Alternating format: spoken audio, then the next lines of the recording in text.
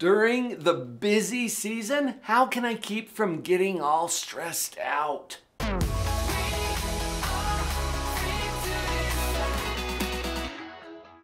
When those times hit, is it possible to stay calm and unruffled? I'm working with a tax and accounting firm, and as we get into the tax season, it can get a little dicey. What is it that we need to do psychologically so that we don't get stressed out during those times? So let's first look at the psychology behind this, and I'll give you 4 practical tips that you can apply in whatever your challenging times are. Here's the first insight. Circumstances are neutral. Now, I get in trouble for saying that sometimes. Sometimes people fire me because they don't feel like their circumstances are neutral. Look, when I'm saying circumstances are neutral, I do not mean that they are easy or painless, because sometimes our circumstances are extremely difficult and painful. I get that. But what I do mean is that it could always be better, and it could always be worse. Is that true? Think about it. No matter how bad things seem, it could always be worse. Now, I know this is a little demented, perhaps, but just think about the worst thing you can imagine, and then imagine something worse than that. Sometimes I think of those terrorist attacks back on September 11th, 2001. Do you remember where you were? How could it possibly get worse than that? One more plane, one more casualty, one more injury. Do you see? It could always be worse. Is that true the other direction? No matter how good things seem, it could always be better. Yeah. Check your bank account if you're unsure. Do you see it? When I say circumstances are neutral, I just mean that our circumstances, whatever they are right here between something better and something worse. Now, I could go into all the psychology behind this, but what I want you to just notice is that circumstances are neutral. That leads us right into insight number 2 from a psychological standpoint. Our circumstances are neutral, but our thoughts about our circumstances are definitely not neutral. Part of my job as a psychologist is to illuminate the obvious, which is so cool because I get paid to tell people things they already know.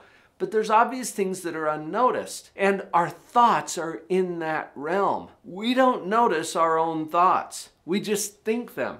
And look, either you drive your thoughts or your thoughts are going to drive you. So I love to invite my clients to a space of metacognition. That's a fancy psychological word that just means thinking about thinking. And notice right now in this moment that you can do that. You can think about your own thinking.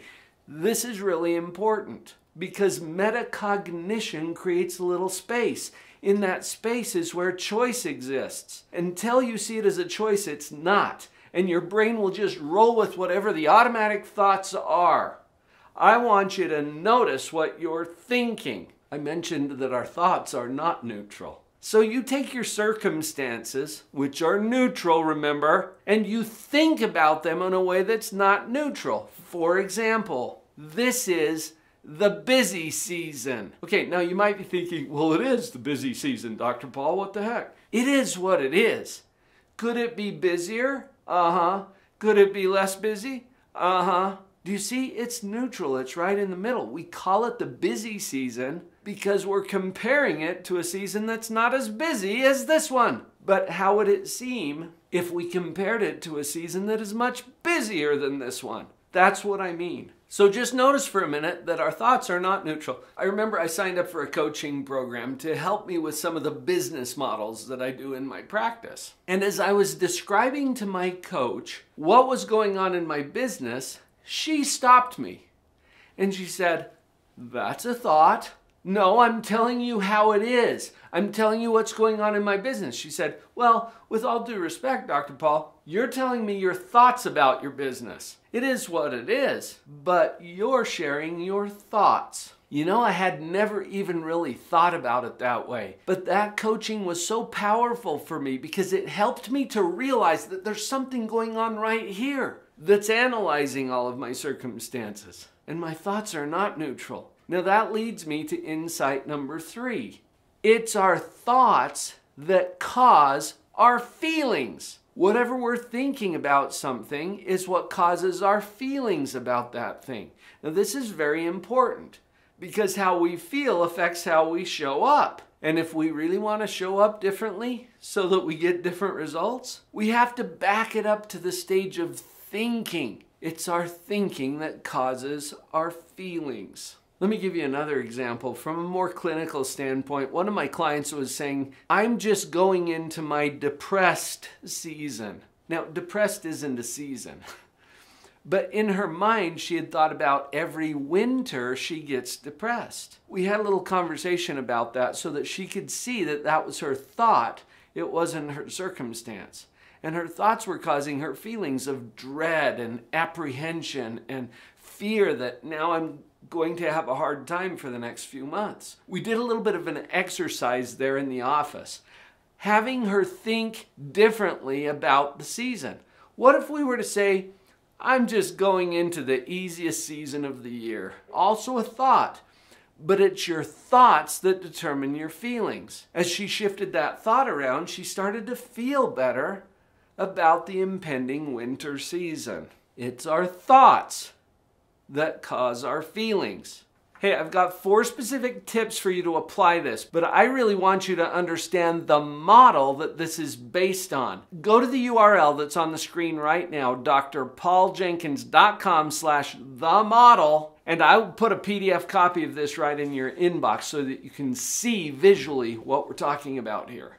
Now let's get to those tips. The first tip is handle the considerations. So going back to this idea of the busy season, right? This tax and accounting firm that I'm working with, for example, they know that there's going to be more work to do in the spring months before the tax filing deadline. That's just part of the deal. Handling the considerations means that you make arrangements for the extra time that you're going to be spending at work to handle the extra workload. This is the time when you want to make sure that you've covered different things so that you don't have to worry about it. Plan for it. Look, if you can predict something, you can plan for it. Handle the considerations. They're real. My second tip is to invite your brain to think differently.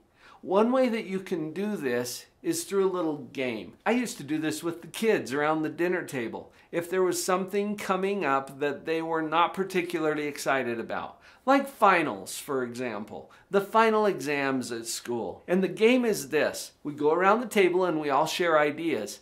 You know, the great thing about finals is, and then you fill it in with whatever comes to your mind. Then we go to the next person.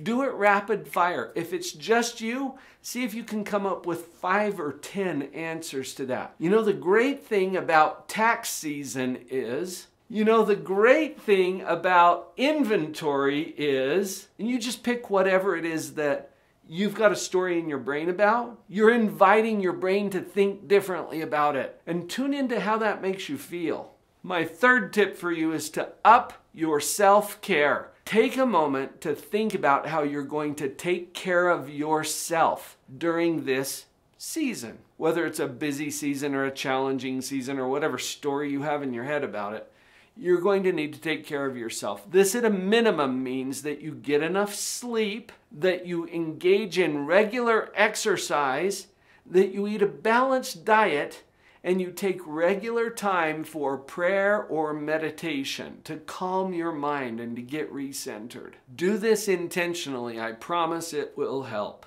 And now my fourth tip, remain fully present. There's research that shows that when we get anxious or when we feel negative emotional feelings, oftentimes our brain is going somewhere or somewhen else. Think about it. Here and now, right now, in this moment, what, if anything, is lacking? Do you have enough air? Do you have enough food, enough water, enough money? I mean, for right now. Sometimes we worry about the money, but check it out. Right now, in this moment, you don't even need any. You're fine. In the here and now, we're good. What if you could be fully present? So for my tax and accounting friends, what if they could enjoy and be fully present in the moment as they're preparing a tax return? Wait, is that even possible? It's all psychological. What are you focusing on? If you're doing the dishes, be present. Do the dishes. Be there in that moment, in that place. The psychological research really supports this, you guys. When we are fully present, we feel more peace, more contentment, more happiness. Enough with all of the stress and anxiety, right? Be fully present. I hope that helps with your busy season, whatever that looks like. Remember, I promised you a copy of the model that I referred to earlier. Go to drpauljenkins.com/themodel. I'll put it right in your hands. I'll see you on the next video.